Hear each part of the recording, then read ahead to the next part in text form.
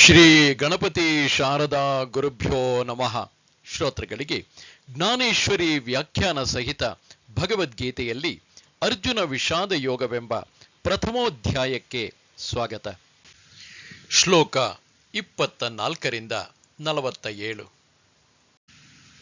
ಅತಃ ಪ್ರಥಮೋಧ್ಯಾಯಃ ಅರ್ಜುನ ವಿಷಾದ ಯೋಗಃ. ಸಂಜಯ ಉವಾಚ ಏವಮುಕ್ತೋ ಹೃಷೀಕೇಶಃ ಗುಡಾಕೇಶೇನ ಭಾರತ ಸೇನಯೋರುಭಯೋರ್ಮಧ್ಯೆ ಸ್ಥಾಪಯಿತ್ವಾ ರಥೋತ್ತಮಂ. ಭೀಷ್ಮದ್ರೋಣ ಪ್ರಮುಖತಃ ಸರ್ವೇಷಾಂ ಚ ಮಹೀಕ್ಷಿತಾಂ ಉವಾಚ ಪಾರ್ಥ ಪಶ್ಯೈತಾಂ ಸಮವೇತಾನ್ ಕುರೂನಿತಿ. ತತ್ರಾಪಶ್ಯತ್ ಸ್ಥಿತಾನ್ ಪಾರ್ಥಃ ಪಿತॄನಥ ಪಿತಾಮಹಾನ್ ಆಚಾರ್ಯಾನ್ ಮಾತುಲಾನ್ ಭ್ರಾತॄನ್ ಪುತ್ರಾನ್ ಪೌತ್ರಾನ್ ಸಖೀಂಸ್ತಥಾ ಶ್ವಶುರಾನ್ ಸುಹೃದಶ್ಚೈವ ಸೇನಯೋರುಭಯೋರಪಿ ತಾನ್ ಸಮೀಕ್ಷ್ಯ ಸ ಕೌಂತೇಯಃ ಸರ್ವಾನ್ ಬಂಧೂನವಸ್ಥಿತಾನ್ ಕೃಪಯಾ ಪರಯಾವಿಷ್ಟ ವಿಷೀದನ್ನಿದಮಬ್ರವೀತ್. ಸಂಜಯನು ಹೇಳಿದನು, ಹೇ ಧೃತರಾಷ್ಟ್ರ, ಅರ್ಜುನನು ಈ ಪ್ರಕಾರವಾಗಿ ಹೇಳಿದಾಗ ಭಗವಾನ್ ಶ್ರೀಕೃಷ್ಣನು ಎರಡೂ ಸೈನ್ಯಗಳ ಮಧ್ಯದಲ್ಲಿ ಭೀಷ್ಮ ಮತ್ತು ದ್ರೋಣಾಚಾರ್ಯರ ಎದುರಿಗೆ ಹಾಗೂ ಸಂಪೂರ್ಣ ರಾಜರುಗಳ ಎದುರಿನಲ್ಲಿ ಉತ್ತಮವಾದ ರಥವನ್ನು ನಿಲ್ಲಿಸಿ, ಹೇ ಪಾರ್ಥನೆ, ಯುದ್ಧಕ್ಕಾಗಿ ನೆರೆದಿರುವ ಈ ಕೌರವರನ್ನು ನೋಡು, ಈ ಪ್ರಕಾರವಾಗಿ ಹೇಳಿದನು. ಇದಾದ ನಂತರ ಪಾರ್ಥನು ಆ ಎರಡೂ ಸೈನ್ಯಗಳಲ್ಲಿ ಸೇರಿದ್ದ ದೊಡ್ಡಪ್ಪ ಚಿಕ್ಕಪ್ಪಂದಿರನ್ನು, ಅಜ್ಜ ಮುತ್ತಜ್ಜರನ್ನು, ಗುರುಗಳನ್ನು, ಸೋದರ ಮಾವಂದಿರನ್ನು, ಸಹೋದರರನ್ನು, ಮಕ್ಕಳು ಮೊಮ್ಮಕ್ಕಳನ್ನು ಹಾಗೂ ಮಿತ್ರರನ್ನು, ಮಾವಂದಿರನ್ನು ಮತ್ತು ಸಹೃದಯರನ್ನು ನೋಡಿದನು. ಅಲ್ಲಿ ಉಪಸ್ಥಿತರಿದ್ದ ಸಂಪೂರ್ಣ ಬಂಧುಗಳನ್ನು ನೋಡಿ ಆ ಕುಂತಿಪುತ್ರನಾದ ಅರ್ಜುನನು ಅತ್ಯಂತ ಕರುಣಾಪರವಶನಾಗಿ ಶೋಕಿಸುತ್ತಾ ಹೀಗೆ ಹೇಳಿದನು. ಆಗ ಅರ್ಜುನನು ಏನು ಹೇಳಿದನು ಎಂಬುದನ್ನು ನಾವು ಮುಂದಿನ ಶ್ಲೋಕದಲ್ಲಿ ನೋಡೋಣ. ರಾಜನೇ ಕೇಳು, ಸಂಜಯನು ಧೃತರಾಷ್ಟ್ರನಿಗೆ ಹೇಳುತ್ತಿರುವನು. ಅರ್ಜುನನು ಹೇಳಿದುದನ್ನು ಕೇಳಿದ ಶ್ರೀಕೃಷ್ಣನು ರಥವನ್ನು ನಡೆಸುತ್ತಾ ಎರಡೂ ಸೈನ್ಯಗಳ ನಡುವೆ ನಿಲ್ಲಿಸಿದನು.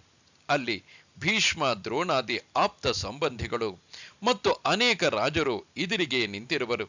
ಅಂತಹ ಕಡೆ ರಥವನ್ನು ನಿಲ್ಲಿಸಿದಾಗ ಅರ್ಜುನನು ಆ ಸೈನ್ಯದ ಕಡೆಗೆ ಉತ್ಸುಕತೆಯಿಂದ ನೋಡತೊಡಗಿದನು. ಮತ್ತೆ ಶ್ರೀಕೃಷ್ಣನಲ್ಲಿ ಹೇಳಿದನು, ದೇವಾ, ನೋಡು ನೋಡು, ಇವರೆಲ್ಲರಾದರೂ ನಮ್ಮ ಆಪ್ತವರ್ಗದವರು ಮತ್ತು ಗುರುಗಳಾಗಿದ್ದಾರೆ. ಇದನ್ನು ಕೇಳಿದ ಶ್ರೀಕೃಷ್ಣನಿಗೆ ಒಂದು ಕ್ಷಣ ಆಶ್ಚರ್ಯವಾಯಿತು. ಈ ಅರ್ಜುನನು ಮನಸ್ಸಿನಲ್ಲಿ ಇದೇನು ತುಂಬಿಕೊಂಡಿರುವನೋ ಯಾರು ತಾನೇ ಬಲ್ಲರು. ಆದರೆ ಅವನು ಹೀಗೆ ಹೇಳುತ್ತಿರುವ ಅರ್ಥದಲ್ಲಿ ಅದರಲ್ಲಿ ಏನೋ ವಿಶೇಷವಿರಲೇಬೇಕು ಎಂದು ಮನಸ್ಸಿನಲ್ಲೇ ಅಂದುಕೊಂಡನು. ಆದರೆ ಭಗವಂತನು ಇತರರ ಮನಸ್ಸಿನಲ್ಲಿ ಇರುವುದನ್ನು ಸಹಜವಾಗಿ ತಿಳಿಯುವವನಾದ್ದರಿಂದ ಅವನು ಮುಂದಿನ ಭವಿಷ್ಯವನ್ನು ಊಹಿಸಿ ಏನನ್ನೂ ಮಾತನಾಡದೆ ಸುಮ್ಮನಿದ್ದನು. ಆಗ ಅರ್ಜುನನು ತನ್ನ ತಂದೆಗೆ ಸಮಾನರಾದವರನ್ನು, ಅಜ್ಜ ಗುರುಗಳನ್ನು, ಬಂಧುಗಳನ್ನು, ಮಾವಂದಿರನ್ನು ನೋಡಿದನು. ತನ್ನ ಇಷ್ಟ ಮಿತ್ರರು ಮತ್ತು ಮಕ್ಕಳು ಇವರೆಲ್ಲರೂ ಅಲ್ಲಿ ಬಂದಿರುವವರನ್ನು ನೋಡಿದನು. ಹಾಗೆಯೇ ತನ್ನ ಆಪ್ತ ಸ್ನೇಹಿತರನ್ನು, ಹೆಣ್ಣು ಕೊಟ್ಟ ಮಾವಂದಿರನ್ನು, ಆಪ್ತರನ್ನು, ಮೊಮ್ಮಕ್ಕಳನ್ನು ಅಲ್ಲಿ ನೋಡಿದನು. ತನಗೆ ಉಪಕಾರ ಮಾಡಿದವರನ್ನು, ಆಪತ್ಕಾಲದಲ್ಲಿ ತನ್ನನ್ನು ರಕ್ಷಿಸಿದವರನ್ನು ಹಾಗೂ ಇತರ ಎಲ್ಲ ಸಣ್ಣವರು ದೊಡ್ಡವರನ್ನು ನೋಡಿದನು. ಇವರೆಲ್ಲರೂ ತಮ್ಮ ಗೋತ್ರದವರೇ ಆಗಿದ್ದು ಎರಡೂ ಸೈನ್ಯಗಳಲ್ಲಿ ಯುದ್ಧಕ್ಕೆ ಸಿದ್ಧರಾಗಿರುವುದನ್ನು ಅರ್ಜುನನು ಅಲ್ಲಿ ನೋಡಿದನು. ಆ ಸಮಯದಲ್ಲಿ ಅವನ ಮನಸ್ಸಿನಲ್ಲಿ ವ್ಯಾಕುಲ ಉಂಟಾಯಿತು. ಅವನ ಮನಸ್ಸಿನಲ್ಲಿ ಸಹಜವಾಗಿ ಕರುಣೆ ಉಂಟಾಯಿತು. ಅದರಿಂದಾಗಿ ವೀರವೃತ್ತಿಗೆ ಅಪಮಾನವಾಗಿ ಅದು ಅರ್ಜುನನನ್ನು, ಅಂದರೆ ಆ ವೀರವೃತ್ತಿಯೇ ಬಿಟ್ಟು ಹೊರಟು ಹೋಯಿತು. ಉತ್ತಮ ಕುಲವತಿಯರಾದ ಸ್ತ್ರೀಯರು ಸದ್ಗುಣಿಗಳಾಗಿದ್ದು ಸೌಂದರ್ಯವತಿಯರಾಗಿದ್ದರೆ ಅವರಿಗೆ ತಮ್ಮ ಅಹಂಕಾರದಿಂದಾಗಿ ಬೇರೆ ಸ್ತ್ರೀಯರ ವರ್ಚಸ್ಸು ಸಹಿಸಲಾಗುವುದಿಲ್ಲ. ಹೊಸದಾಗಿ ಸ್ತ್ರೀಯರಲ್ಲಿ ಆಸಕ್ತನಾದ ವಿಷಯೀ ಪುರುಷನು ತನ್ನ ಹೆಂಡತಿಯನ್ನು ಮರೆತು ಭ್ರಮೆಗೊಂಡವನಂತೆ ಯೋಗ್ಯತೆ ಇಲ್ಲದ ಅವಳ ಹಿಂದೆ ಬೀಳುತ್ತಾನೆ. ಅಥವಾ ತಪಸ್ಸಿನ ಯೋಗದಿಂದ ವೃದ್ಧಿ ಸಿದ್ಧಿಗಳು ಪ್ರಸನ್ನರಾದಾಗ ವೈರಾಗ್ಯವುಳ್ಳ ಪುರುಷನ ಬುದ್ಧಿಯಲ್ಲಿ ಭ್ರಮೆ ಉಂಟಾಗಿ ಅವನಿಗೆ ವೈರಾಗ್ಯದ ನೆನಪು ಇರುವುದಿಲ್ಲ. ಹಾಗೆಯೇ ಅರ್ಜುನನು ತನ್ನ ಅಂತಃಕರಣದಲ್ಲಿ ಕರುಣೆಗೆ ಆಸರೆ ಕೊಟ್ಟಿದ್ದರಿಂದ ಅವನಲ್ಲಿದ್ದ ಪುರುಷಾರ್ಥವು ಹೊರಟು ಹೋಯಿತು. ನೋಡಿ, ಮಾಂತ್ರಿಕನಾದವನು ಮಂತ್ರೋಚ್ಚಾರಣೆಯಲ್ಲಿ ತಪ್ಪಿದಾಗ ಅವನಿಗೇ ಭೂತಬಾಧೆಯು ಕಾಡುವಂತೆಯೇ ಅರ್ಜುನನಿಗೆ ಮಹಾಮೋಹವು ಆವರಿಸಿತು. ಅದರಿಂದಾಗಿ ಅವನ ಸ್ವಭಾವ ಸಿದ್ಧ ಧೈರ್ಯವು ನಾಶವಾಯಿತು. ಚಂದ್ರ ಕಿರಣದ ಸ್ಪರ್ಶದಿಂದ ಚಂದ್ರಕಾಂತಮಣಿಯು ಕರಗುವಂತೆ ಅವನ ಹೃದಯದಲ್ಲಿ ದಯೆಯು ಒಸರತೊಡಗಿತು.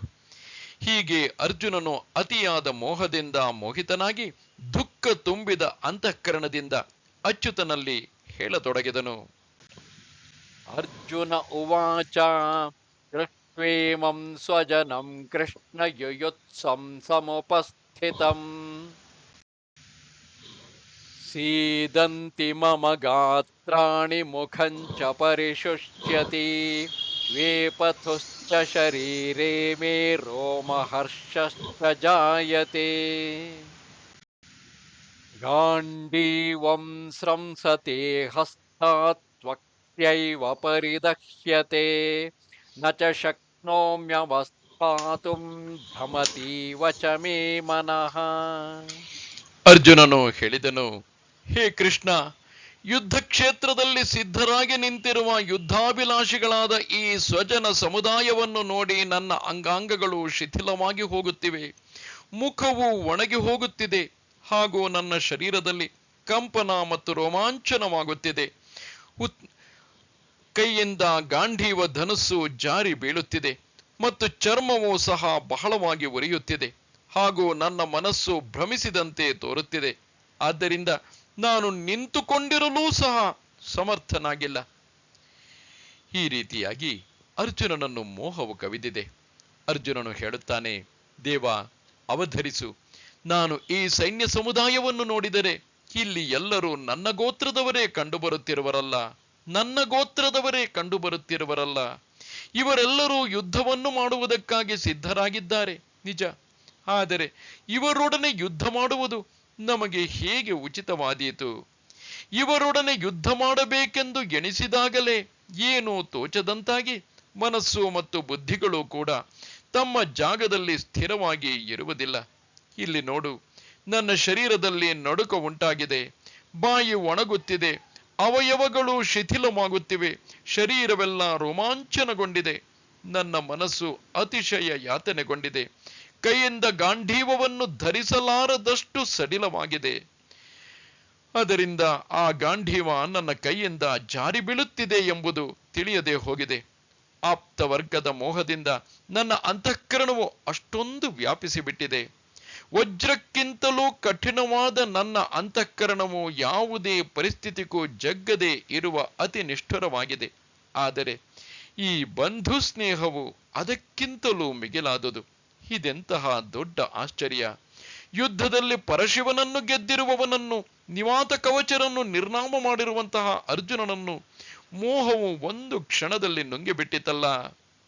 ಭ್ರಮರವು ಯಾವುದೇ ಒಣಗಿದ ಗಡುಸಾದ ಕಟ್ಟಿಗೆಯನ್ನು ಸಹಜವಾಗಿ ಕೊರೆಯಬಲ್ಲದು.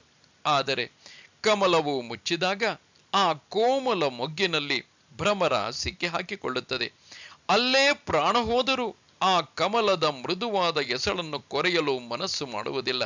ಹಾಗೆಯೇ ಆಪ್ತರ ಮೋಹವು ಕೋಮಲವಾಗಿದ್ದರೂ ಕತ್ತರಿಸಲು ಕಷ್ಟಕರವಾಗಿದೆ. ಸಂಜಯನು ಹೇಳುತ್ತಾನೆ, ಮಹಾರಾಜ ಧೃತರಾಷ್ಟ್ರನೇ, ಈ ಮೋಹವೆಂದರೆ ಪರಮೇಶ್ವರನ ಮಾಯೆಯೇ ಆಗಿದೆ. ಇದು ಬ್ರಹ್ಮದೇವರಿಗೂ ಬಿಟ್ಟಿದ್ದಲ್ಲ. ಆ ಮಾಯೆಯೇ ಅರ್ಜುನನನ್ನು ಮರೆಸಿತು. ರಾಜನೇ ಕೇಳು. ಮತ್ತೆ ತನ್ನ ಸಮಸ್ತ ಆಪ್ತವರ್ಗದವರನ್ನೂ ನೋಡಿದ ಅರ್ಜುನನು ಯುದ್ಧದ ಅಭಿಮಾನವನ್ನು, ಯುದ್ಧ ಕುರಿತಾದಂತಹ ಈರ್ಷೆಯನ್ನು ಮರೆತು ಹೋದನು. ಅವನ ಚಿತ್ತದಲ್ಲಿ ದಯೆಯು ಹೇಗೆ ಉಂಟಾಯಿತು ಎಂಬುದೇ ತಿಳಿಯದು. ಬಳಿಕ ಅವನು ಶ್ರೀಕೃಷ್ಣನಲ್ಲಿ ಹೇಳುತ್ತಾನೆ, ದೇವ, ಇಲ್ಲಿ ಇರಲೇಬಾರದು ಎಂದು ನನಗೆ ಅನಿಸುತ್ತಿದೆ. ಇವರೆಲ್ಲರನ್ನು ಕೊಲ್ಲುವ ವಿಷಯ ಮನಸ್ಸಿಗೆ ಬಂದಾಗ ನನ್ನ ಮನಸ್ಸು ಅತೀವ ವ್ಯಾಕುಲವಾಗಿ ಬಾಯಿಂದ ಮಾತೇ ಹೊರಡದಾಗಿದೆ.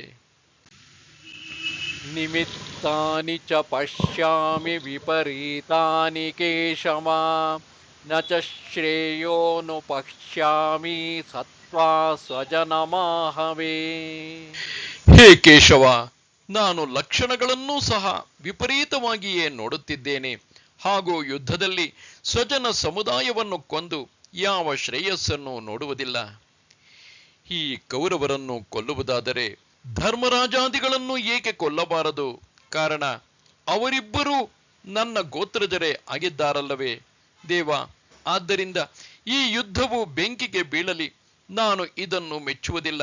ಈ ಮಹಾಪಾಪದ ಅವಶ್ಯಕತೆಯಾದರೂ ನಮಗೇಕೆ ದೇವ? ಅನೇಕ ವಿಧದಿಂದ ವಿಚಾರ ಮಾಡಿ ನೋಡಿದರೂ ಈ ಯುದ್ಧವನ್ನು ಮಾಡಿದರೆ ಅದರ ಪರಿಣಾಮವು ಕೆಟ್ಟದ್ದೇ ಆಗುವುದೆಂದು, ಅದನ್ನು ಬಿಟ್ಟು ಬಿಟ್ಟರೆ ಮಾತ್ರ ಲಾಭವಿದೆ ಎಂದು ಅನಿಸುತ್ತದೆ. ನ ಕಾಂಕ್ಷೇ ವಿಜಯಂ ಕೃಷ್ಣ ನ ಚ ರಾಜ್ಯಂ ಸುಖಾನಿ ಚ ಕಿನ್ನೋ ರಾಜ್ಯೇನ ಗೋವಿಂದ ಕಿಂ ಭೋಗೈರ್ಜೀವಿತೇನ ವಾ. ಯೇಷಾಮರ್ಥೇ ಕಾಂಕ್ಷಿತಂ ನಃ ರಾಜ್ಯಂ ಭೋಗಾಃ ಸುಖಾನಿ ಚ ತ ಇಮೇವ ಸ್ಥಿತಾ ಯುದ್ಧೇ ಪ್ರಾಣಾಂ ತ್ಯಕ್ತ್ವಾ ಧನಾನಿ ಚ. ಆಚಾರ್ಯಾಃ ಪಿತರಃ ಪುತ್ರಾ ತಥೈವ ಚ ಪಿತಾಮಹಃ ಮಾತುಲಾ ಶ್ವಶುರಾ ಪೌತ್ರಾ ಶಾಲಾ ಸಂಬಂಧಿನಸ್ತಥಾ. ಹೇ ಕೃಷ್ಣನೇ, ನಾನಾದರೂ ವಿಜಯವನ್ನಾಗಲಿ ರಾಜ್ಯವನ್ನಾಗಲಿ ಹಾಗೂ ಸುಖವನ್ನಾಗಲಿ ಇಚ್ಛಿಸುವುದಿಲ್ಲ. ಹೇ ಗೋವಿಂದನೇ, ನಮಗೆ ಇಂತಹ ರಾಜ್ಯದಿಂದ ಯಾವ ಪ್ರಯೋಜನವಿದೆ? ಅಥವಾ ಇಂತಹ ಭೋಗಗಳಿಂದಾಗಲಿ ಜೀವನದಿಂದಾಗಲಿ ಯಾವ ಲಾಭವಿದೆ? ನಾವು ಯಾರಿಗಾಗಿ ರಾಜ್ಯವನ್ನು, ಭೋಗಗಳನ್ನು ಮತ್ತು ಸುಖಾದಿಗಳನ್ನು ಇಚ್ಛಿಸುತ್ತೇವೆಯೋ ಅಂತಹವರೇ ಆದ ಇವರೆಲ್ಲರೂ ಧನ ಮತ್ತು ಜೀವನದ ಆಸೆಯನ್ನು ತ್ಯಜಿಸಿ ಯುದ್ಧಕ್ಕಾಗಿ ನಿಂತಿದ್ದಾರೆ. ಗುರುಗಳು, ದೊಡ್ಡಪ್ಪ, ಚಿಕ್ಕಪ್ಪಂದಿರು, ಪುತ್ರರು ಮತ್ತು ಅದೇ ಪ್ರಕಾರವಾಗಿ ಅಜ್ಜಂದಿರು, ಸೋದರ ಮಾವಂದಿರು, ಮಾವಂದಿರು, ಪೌತ್ರರು, ಭಾವಮೈದುನರು, ಹೀಗೆಯೇ ಇನ್ನು ಅನೇಕ ಸಂಬಂಧಿಗಳು ಇದ್ದಾರೆ. ಈ ರೀತಿಯಲ್ಲಿ ಮೋಹದಿಂದ ಆವೃತನಾದ ಅರ್ಜುನನಿಗೆ ಇಂತಹ ಬಂಧುಗಳನ್ನು ವಧಿಸಿ ವಿಜಯವನ್ನು ಪಡೆಯುವುದು ಯಾವುದೇ ಅವಶ್ಯಕತೆ ಇಲ್ಲ ಎಂದೆನಿಸಿತು. ಇಂತಹ ರಾಜ್ಯವನ್ನು ಪಡೆದಾದರೂ ಮಾಡುವುದೇನಿದೆ? ಅರ್ಜುನನು ಹೇಳುತ್ತಾನೆ, ಇವರೆಲ್ಲರನ್ನು ಕೊಂದು ಪಡೆದ ರಾಜ್ಯವನ್ನು ಅನುಭವಿಸುವುದೆಲ್ಲಕ್ಕೂ ಬೆಂಕಿ ಬೀಳಲಿ. ಈ ರಾಜ್ಯ ಸುಖವನ್ನು ಬಿಟ್ಟಾಗ ಯಾವುದೇ ದುಃಖಕರ ಪ್ರಸಂಗ ಬಂದರೂ ಅದನ್ನು ನಾವು ಸಹಿಸುವೆವು. ಹೆಚ್ಚೇನು, ಈ ಭೀಷ್ಮಾದಿಗಳಿಗಾಗಿ ನಾವು ಪ್ರಾಣಗಳನ್ನು ಬೇಕಾದರೂ ಕೊಟ್ಟು ಬಿಡುವೆವು. ಆದರೆ ಇವರನ್ನು ವಧಿಸಿ ನಾವು ರಾಜ್ಯ ಸುಖವನ್ನು ಭೋಗಿಸಬೇಕೆಂಬುದು ನನಗೆ ಸ್ವಪ್ನದಲ್ಲಿಯೂ ಮನಸ್ಸಿಗೆ ಬರುವುದಿಲ್ಲ. ನಾವು ನಮ್ಮ ಈ ಹಿರಿಯರಿಗೆ ಮಾನಸಿಕವಾಗಿಯಾದರೂ ಅಹಿತವನ್ನು ಬಗೆದರೆ ನಾವು ಏಕೆ ಹುಟ್ಟಬೇಕು? ಯಾರಿಗಾಗಿ ಬದುಕಬೇಕು? ಕುಲದಲ್ಲಿ ಪುತ್ರ ಪ್ರಾಪ್ತಿಗಾಗಿ ಇಚ್ಛಿಸುತ್ತಾರೆ. ಆ ಪುತ್ರನು ತಮ್ಮ ಗೋತ್ರಜರನ್ನು ಸಂಹಾರ ಮಾಡುವುದೇ ಇದರ ಫಲವಾಗಿದೆಯೇ? ಅವರ ವಿಷಯದಲ್ಲಿ ವಜ್ರದಂತೆ ಕಠೋರನಾಗಿರುವುದು ಮನಸ್ಸಿನಲ್ಲಾದರೂ ಹೀಗೆ ಯೋಚಿಸುವುದು. ಅದರ ಬದಲಿಗೆ ಅವರಿಗೆ ಕೈಲಾದಷ್ಟು ಒಳಿತನ್ನೇ ಮಾಡಬೇಕು. ನಾವು ಗಳಿಸಿದುದೆಲ್ಲವನ್ನು ಅವರೆಲ್ಲರೂ ಅನುಭವಿಸಬೇಕು. ಇಷ್ಟೇ ಅಲ್ಲ, ಅವರಿಗಾಗಿ ನಮ್ಮ ಜೀವಿತವನ್ನು ಅರ್ಪಿಸಬೇಕು. ನಾವು ಭೂಮಂಡಲದ ರಾಜರನ್ನು ಗೆದ್ದು ಅದರಿಂದ ತನ್ನ ಕುಲವನ್ನು ಸಂತೋಷಪಡಿಸಬೇಕು. ನಮ್ಮ ಕುಟುಂಬದವರಾದ ಅವರೇ ನಮ್ಮೊಡನೆ ಯುದ್ಧ ಮಾಡಲಿಕ್ಕಾಗಿ ತೊಡಗಿದ್ದಾರಲ್ಲ. ಕರ್ಮದ ಗತಿಯು ವಿಪರೀತವಾಗಿದೆಯಲ್ಲ. ಹೆಂಡತಿ, ಮಕ್ಕಳು, ಧನ ಇವೆಲ್ಲವನ್ನು ಬಿಟ್ಟು ಖಡ್ಗದ ಅಲುಗಿನ ಮೇಲೆ ತಮ್ಮ ಜೀವಗಳನ್ನು ಇರಿಸಿದ್ದಾರೆ.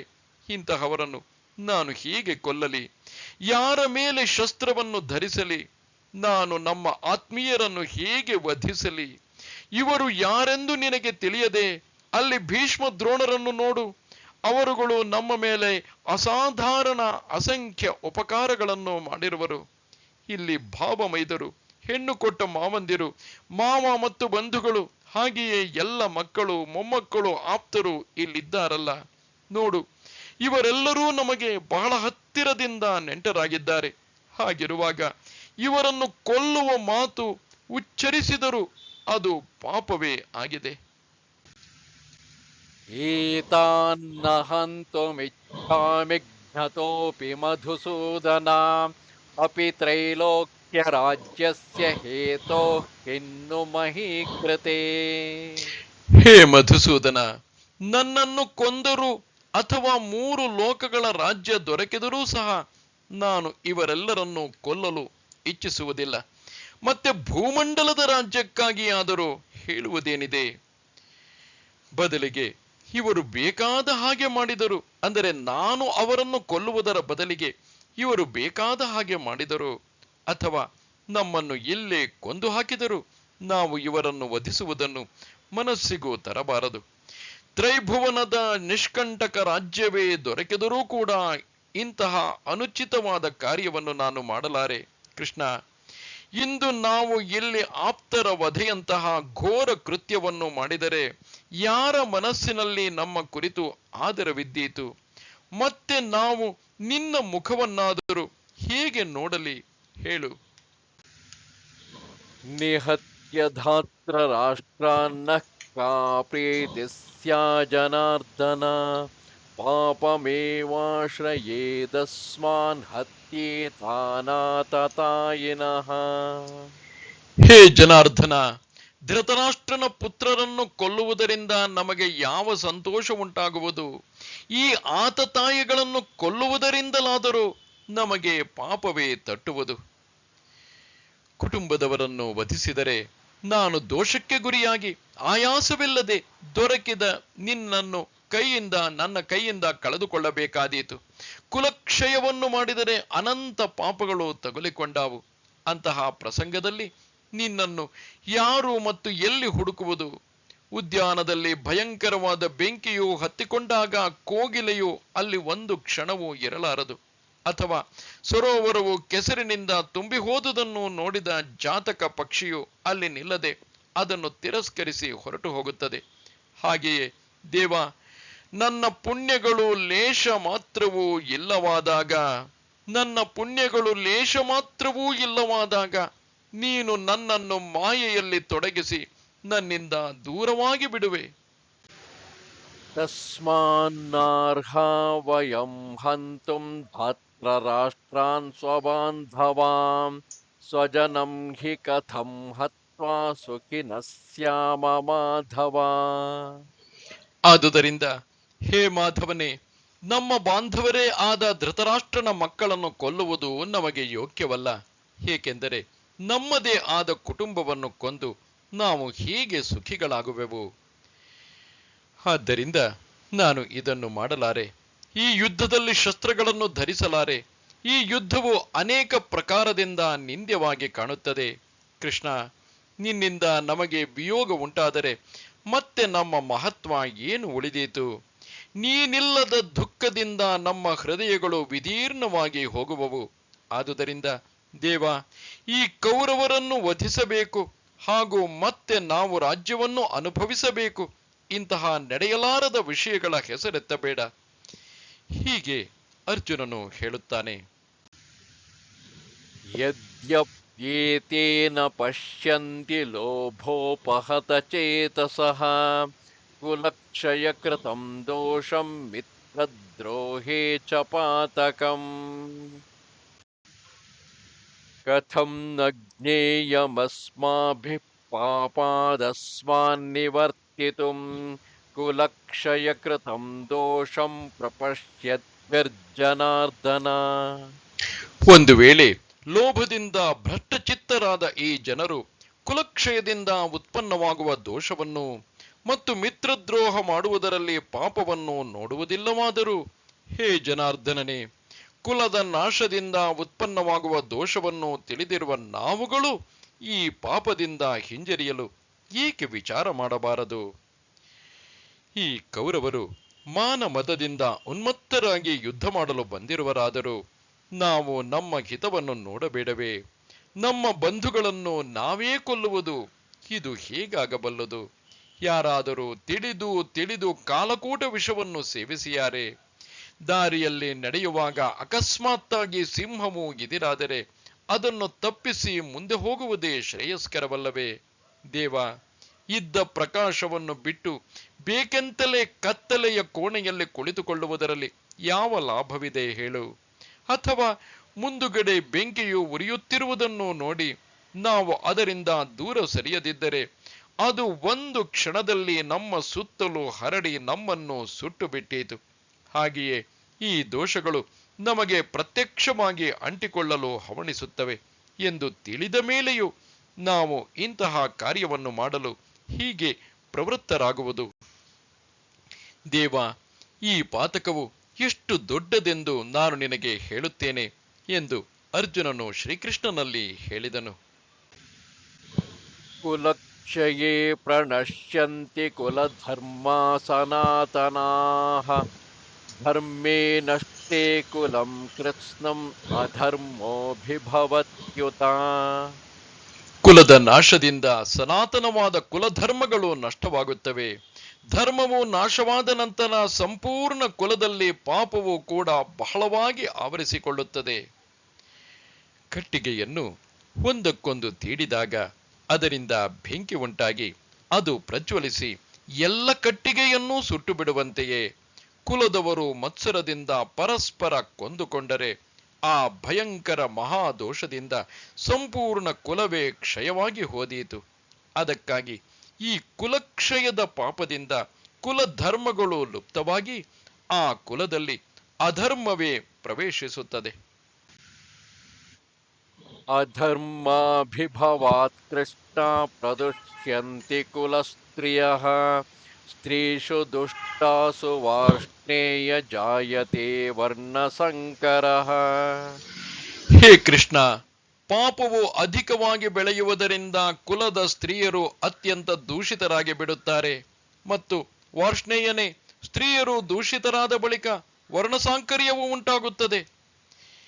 ಹೀಗಾದಾಗ ಮತ್ತೆ ಸಾರಾಸಾರ ವಿಚಾರ, ಯೋಗ್ಯ ಅಯೋಗ್ಯ ಆಚರಣೆ, ಕರ್ತವ್ಯ ಅಕರ್ತವ್ಯ ಮುಂತಾದವುಗಳು ನಾಶವಾಗುತ್ತವೆ. ಇದ್ದ ದೀಪವನ್ನು ಆರಿಸಿ ಕತ್ತಲೆಯಲ್ಲಿ ಓಡಾಡುವಾಗ ಮನುಷ್ಯನು ಸಹಜವಾಗಿ ಸರಿಯಾದ ಜಾಗದಲ್ಲಿಯೂ ಎಡಗುವಂತೆ ಕುಲವು ಕ್ಷಯವಾದಾಗ ಸನಾತನವಾದ ಕುಲಧರ್ಮವು ಇಲ್ಲವಾಗುತ್ತದೆ. ಮತ್ತೆ ಆ ಕುಲದಲ್ಲಿ ಪಾಪವಲ್ಲದೆ ಬೇರೆ ಏನು ಉಳಿಯುವುದು? ಆ ಸಮಯದಲ್ಲಿ ಮನಸ್ಸು ಇಂದ್ರಿಯಗಳ ನಿಗ್ರಹವೂ ಆಗುವುದಿಲ್ಲ. ಇಂದ್ರಿಯಗಳು ಉಚ್ಛೃಂಖಲವಾಗಿ ವರ್ತಿಸುವವು. ಅದರಿಂದ ಕುಲಸ್ತ್ರೀಯರಿಂದ ವ್ಯಭಿಚಾರವು ನಡೆಯುತ್ತದೆ. ಉತ್ತಮ ಸ್ತ್ರೀಯರು ಅಧಮರೊಂದಿಗೆ ಬೆರೆಯುವರು. ಅದರಿಂದ ವರ್ಣ ಸಂಕರ ಉಂಟಾಗಿ ಜಾತಿ ಧರ್ಮವು ಸಂಪೂರ್ಣವಾಗಿ ಇಲ್ಲವಾಗುತ್ತದೆ. 4 ರಸ್ತೆಗಳು ಕೂಡುವಲ್ಲಿ ಇಟ್ಟ ಬಲಿಯನ್ನು ಕಾಗೆಗಳು ಸುತ್ತಲಿಂದಲೂ ಬಂದು ಮುತ್ತಿಕೊಳ್ಳುವಂತೆ ಇಂತಹ ಕುಲದಲ್ಲಿ ಮಹಾಪಾತಕಗಳು ಸಂಚರಿಸತೊಡಗುವವು. ಸಂಕರೋ ನರಕಾಯೈವ ಕುಲಘ್ನಾನಾಂ ಕುಲಸ್ಯ ಚ ಪತಂತಿ ಪಿತರೋ ಹ್ಯೇಷಾಂ ಲುಪ್ತಪಿಂಡೋದಕ ಕ್ರಿಯಾಃ. ವರ್ಣ ಸಾಂಕರ್ಯವು ಕುಲಘಾತುಕರನ್ನು ಮತ್ತು ಕುಲವನ್ನು ನರಕಕ್ಕೆ ಕೊಂಡೊಯ್ಯಲೆಂದೇ ಆಗುತ್ತದೆ. ಲುಪ್ತವಾದ ಪಿಂಡ ಮತ್ತು ತರ್ಪಣಾದಿಗಳಿಂದ, ಅರ್ಥಾತ್ ಶ್ರಾದ್ದ ಮತ್ತು ಪಿತೃತರ್ಪಣಗಳಿಂದ ವಂಚಿತರಾದ ಇವರ ಪಿತೃಗಳು ಕೂಡ ಅಧೋಗತಿಯನ್ನು ಪಡೆಯುತ್ತಾರೆ. ಮತ್ತೆ ಆ ಕುಲಕ್ಕೆ ಮತ್ತು ಕುಲವನ್ನು ನಾಶ ಮಾಡುವವನಿಗೆ ಹೀಗೆ ಇಬ್ಬರಿಗೂ ನರಕದ ಪ್ರಾಪ್ತಿಯಾಗುತ್ತದೆ. ನೋಡು, ಹೀಗೆ ಸಮಸ್ತ ವಂಶದ ವೃದ್ಧಿಯು ಕುಂಠಿತವಾಗಿ ಸ್ವರ್ಗಸ್ಥರಾದ ಅವರ ಪೂರ್ವಜರೂ ಕೂಡ ಪತನ ಹೊಂದುವರು. ಅರ್ಜುನನು ಮುಂದುವರೆದು ಶ್ರೀಕೃಷ್ಣನಿಗೆ ಹೇಳುತ್ತಿರುವನು, ಆ ವಂಶದಲ್ಲಿ ನಿತ್ಯ ನೈಮಿತ್ತಿಕ ಕಾರ್ಯಗಳು ನಡೆಯದಿದ್ದಾಗ ಪಿತೃಗಳಿಗೆ ತರ್ಪಣ ಪಿಂಡದಾನಾದಿಗಳನ್ನು ಯಾರು ಅರ್ಪಿಸುವರು? ಇಂತಹ ಸ್ಥಿತಿಯಲ್ಲಿ ಆ ಪಿತೃಗಳು ಏನು ಮಾಡುವರು? ಸ್ವರ್ಗದಲ್ಲಿ ಹೇಗೆ ಇರಬಲ್ಲರು? ಅದರಿಂದ ಅವರು ತಮ್ಮ ಕುಲದ ಬಳಿಗೆ ಬರುವರು. ಕಾಲಿನ ಬೆರಳಿಗೆ ಹಾವು ಕಡಿದರೆ ಅದರ ವಿಷವು ತಲೆಯವರೆಗೆ ವ್ಯಾಪಿಸುವಂತೆ ಆಪ್ತರನ್ನು ವಧಿಸುವುದರಿಂದ ಉಂಟಾದ ಪಾಪವು ಸತ್ಯಲೋಕದವರೆಗೆ ಹೋದ ಪೂರ್ವಜರೆಲ್ಲರನ್ನು ಪತಿತರನ್ನಾಗಿಸುವುದು. ದೋಷೈರೇತೈಃ ಕುಲಘ್ನಾನಾಂ ವರ್ಣಸಂಕರಕಾರಕೈಃ ಉತ್ಸಾದ್ಯಂತೆ ಜಾತಿ ಧರ್ಮಾಃ ಕುಲಧರ್ಮಾಶ್ಚ ಶಾಶ್ವತಾಃ ಉತ್ಸನ್ನಕುಲಧರ್ಮಾಣಾಂ ಮನುಷ್ಯಾಣಾಂ ಜನಾರ್ದನ ನರಕೆ ನಿಯತಂ ವಾಸಃ ಭವತೀತ್ಯನುಶುಶ್ರುಮಾ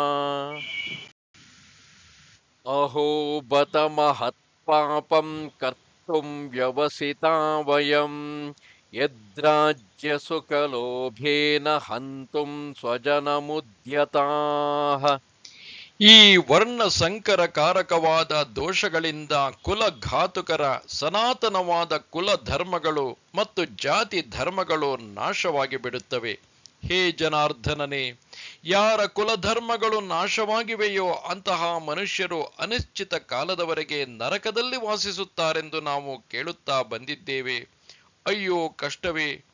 ಬುದ್ಧಿವಂತರಾಗಿದ್ದೂ ಸಹ ನಾವುಗಳು ಮಹತ್ತಾದ ಪಾಪವನ್ನು ಮಾಡಲು ಸಿದ್ಧರಾಗಿದ್ದೇವಲ್ಲ. ರಾಜ್ಯ ಮತ್ತು ಸುಖದ ಲೋಭದಿಂದ ಸ್ವಜನರನ್ನು ಕೊಲ್ಲುವುದಕ್ಕೆ ತೊಡಗಿದ್ದೇವಲ್ಲ. ಅರ್ಜುನನು ಕೃಷ್ಣನನ್ನು ಕುರಿತು ಹೇಳುತ್ತಿರುವನು, ದೇವ, ಇಲ್ಲಿ ಇನ್ನೊಂದು ಮಹಾಪಾತಕವು ಘಟಿಸುವುದು. ಅಂತಹ ಪತಿತರ ಸಂಸರ್ಗ ದೋಷದಿಂದ ಲೋಕಾಚಾರಗಳು ಇಲ್ಲವಾಗುತ್ತವೆ. ದುರ್ದೈವದಿಂದ ತನ್ನ ಮನೆಗೆ ಬೆಂಕಿ ಬಿದ್ದರೆ ಆ ಉರಿಯುವ ಅಗ್ನಿಯು ಅಕ್ಕಪಕ್ಕದ ಮನೆಗಳನ್ನು ಸುಟ್ಟು ಬಿಡುತ್ತದೆ. ಅದರಂತೆಯೇ ಇಂತಹ ಕುಲದೊಂದಿಗೆ ಸಂಬಂಧವಿಟ್ಟುಕೊಂಡು ವ್ಯವಹರಿಸುವವರು ಈ ನಿಮಿತ್ತದಿಂದ ದುಃಖಿತರಾಗುತ್ತಾರೆ. ಅರ್ಜುನನು ಹೇಳುತ್ತಾನೆ, ದೇವ, ಹೀಗೆ ಆ ಕುಲದಲ್ಲಿ ಅನೇಕ ವಿಧದ ದೋಷಗಳು ನಡೆದು ಹೋದರೆ ಆ ಕುಲವು ಭಯಂಕರವಾದ ನರಕವನ್ನು ಅನುಭವಿಸಬೇಕಾಗುತ್ತದೆ. ನರಕದಲ್ಲಿ ಬಿದ್ದ ಬಳಿಕ ಕಲ್ಪಾಂತ್ಯದಲ್ಲಿಯೂ ಅವನ ಬಿಡುಗಡೆ ಆಗುವುದಿಲ್ಲ. ಕುಲಕ್ಷಯದಿಂದ ಇಂತಹ ಅಧೋಗತಿ ಉಂಟಾಗುತ್ತದೆ ಎಂದು ಅರ್ಜುನನು ಹೇಳುತ್ತಾನೆ. ದೇವ, ನಾನಾ ರೀತಿಯ ಇಂತಹ ಮಾತುಗಳನ್ನು ಕಿವಿಯಾರೆ ಕೇಳಿಯೂ ಇನ್ನೂ ನಿನಗೆ ಕರುಣೆ ಬಂದಿಲ್ಲವೇ? ನೀನು ನಿನ್ನ ಹೃದಯವನ್ನು ವಜ್ರದಂತೆ ಕಠೋರವಾಗಿಸಿರುವೆಯಾ? ಹೇಳು. ಕ್ಷಣಭಂಗುರವಾದ ಶರೀರಕ್ಕಾಗಿ ತಾನೇ ರಾಜ್ಯ ಸುಖವನ್ನು ಇಚ್ಛಿಸುವುದು. ಇದನ್ನು ತಿಳಿದಿದ್ದರೂ ಇಂತಹ ಮಹಾಪಾಪಗಳನ್ನು ತ್ಯಜಿಸಬಾರದೆ? ಅವರ ಕಡೆಯ ಹಿರಿಯರನ್ನು ಕೊಲ್ಲುವ ಉದ್ದೇಶದಿಂದ ನಾವು ಅವರನ್ನು ನೋಡುವುದೂ ಕೂಡ ನಮ್ಮಿಂದ ನಡೆದ ಪಾಪವಲ್ಲವೇ? ಹೇಳು ನೋಡೋಣ.